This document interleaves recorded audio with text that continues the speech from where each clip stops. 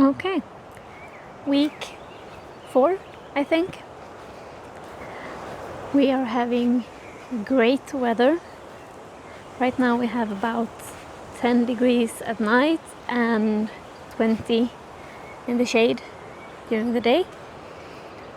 So it's summer weather for Sweden. I'm guessing we're gonna have some cold temperatures around midsummer, but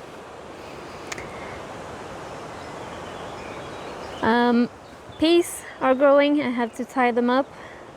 Hopefully they start climbing themselves soon.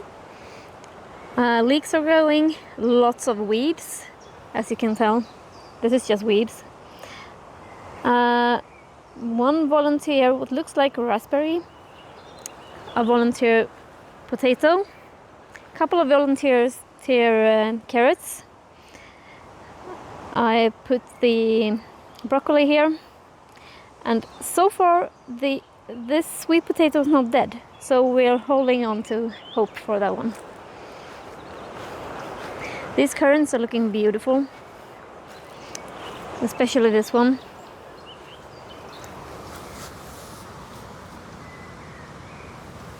This is the black currant, but even the pink one that's a lot younger looks good. The peas and sunflowers in the kids' garden are doing great.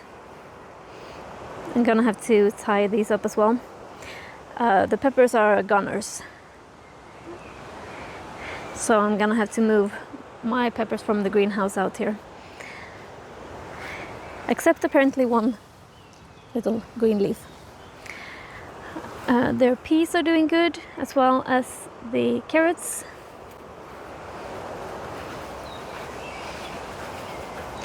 This red onion is doing okay.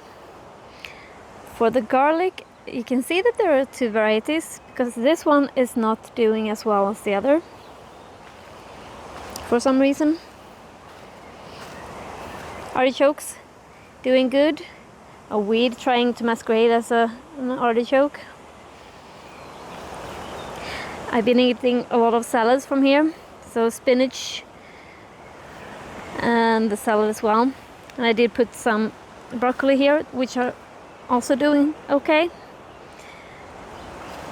The asparagus bed is starting to show up, so I have 1, 2, 3, 4, 5, 6 plants that I can see. There should be 4 more in here. We'll see. Red onions doing fine. These broccolis are doing fine as well. This is the old cage we had for the bunnies.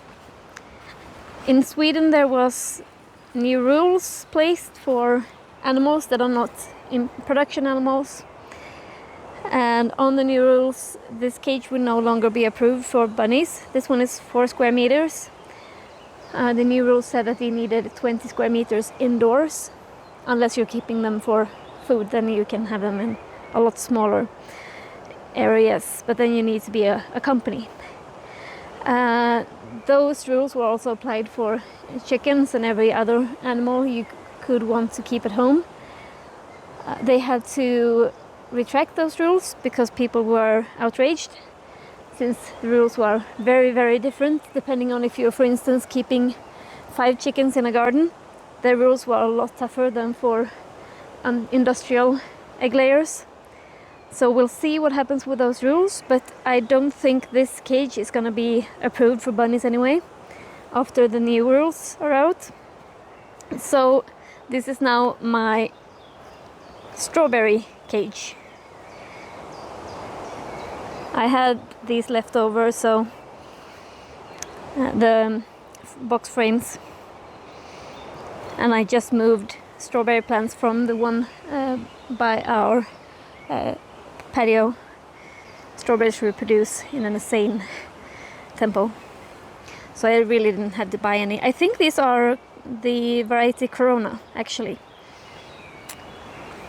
Potatoes are doing fine. The frost didn't really bother them. I keep getting grass clippings from my neighbor about once a week, and that's nice.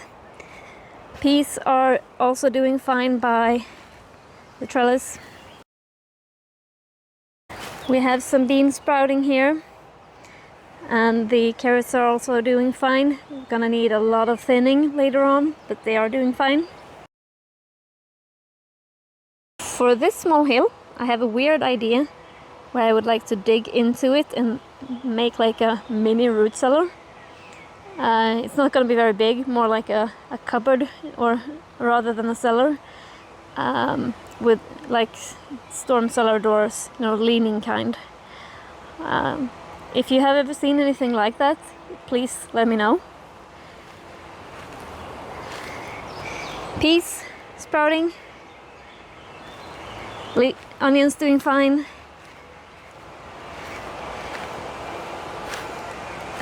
Broccoli at the end, and the beans are actually coming in here, which is kind of nice. I'm gonna have to water after I've filmed. Potatoes and potatoes. So these two are gonna get another level on the box later on. I just want the plants to be a bit taller first so I can fill up with soil around them. I finally put these together this weekend. You can tell how they have been stored because some parts are still silver, but they are supposed to get that rust color. The one on the back is a good representation. I'm not sure what I'm putting here yet. We'll see. I just wanted something that, you know, wasn't a box. In the greenhouse, the pak choi is flowering. The salad wants to flower, so I'm just eating as fast as I can. Otherwise, we're doing good. Here I've had to put down some cover just because I have something that keeps pulling my plants up. You can see they're laying on the ground. I don't know, most likely a bird, since we have a lot of blackbirds in the trees. Potatoes, fine. Leeks, so far doing okay. This is an old grapevine they planted, and I said, okay, this is not gonna survive. And last year I said it was dead, but I saw some green here. That's actually soft, so I'm gonna let it stay and we'll see. I have a tomato here. Most of the tomatoes I just placed outdoors because I didn't have any space for them. Were too small to survive the frost. But that one did, and that one did as well. These, I'm gonna pull these soon. Because on this little build I made from leftover wood, I have some Brussels sprouts and broccoli here, and I've sown some more peas and beans and sunflowers, so I have things to fill out later on. Now what I've done that's the biggest thing is I've started on the gravel. This makes me happy. Before we enter the gravel, I'm just gonna say I don't have any sprouting for these three yet, so I remember that part. But this makes me happy. This is 1 metric ton of gravel. And I'm not really used to it looking this bright. And this is just the first 5 centimeters. We're gonna put some nicer gravel on top later on, but I need this to be compacted first. I think it looks really beautiful, and we are going to keep hauling trailers full of gravel home. Back to plants. This is my green lentils that have sprouted. I still have this box to plant, but I did sow some beans in the back.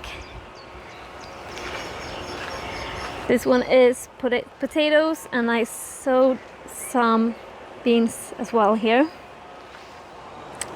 I didn't actually sow anything here, but I have some volunteer radishes, so they will get to stay there. This one is soybeans.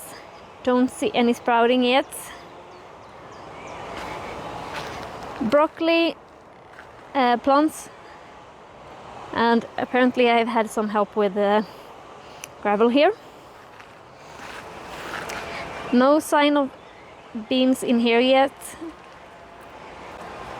Same here. And someone's been digging here. Oh, I can see a bean. Maybe two. So they are on the way. Oh, one there as well. Beets. More beets. And a very nice combination of beets and weed, because I did not pour that many beet seeds in here. Here we have a very sad sweet potato. It's gonna stay there until it's completely dead or something has grown from it. My very sweet neighbor gave me a couple of new clippings of physalis, so I'm gonna replace that one. And same here. Some peas there as well that I actually forgot that I sowed.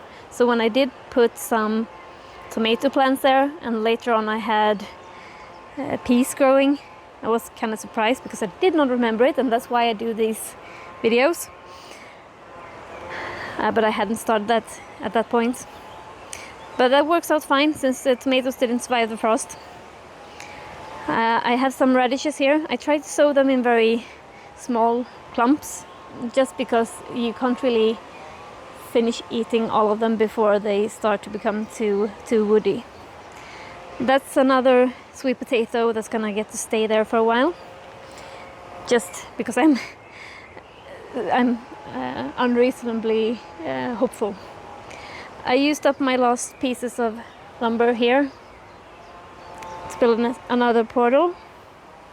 Gonna do something up here to have more like a roof feeling. I'm gonna show you. I will enclose this part, because you see the farthest away part will be part of the chicken's fence. And so if I just put a second portal here and then gates in all three portals and just something between here, this area is completely fenced off so the deer can't walk in there. So it's a very small effort for a lot of protection for the vegetables. So that's what I'm gonna do. This was 2 loads with a trailer worth of gravel, and I think I'm gonna need 6, 7 or maybe 8 more. But it's good exercise at least. Now I'm gonna go and water, because everything in this garden is screaming for water, and we haven't had any rain in a couple of weeks, and we're not getting any for at least the next 2 weeks. So thank you for joining me, and have a nice week.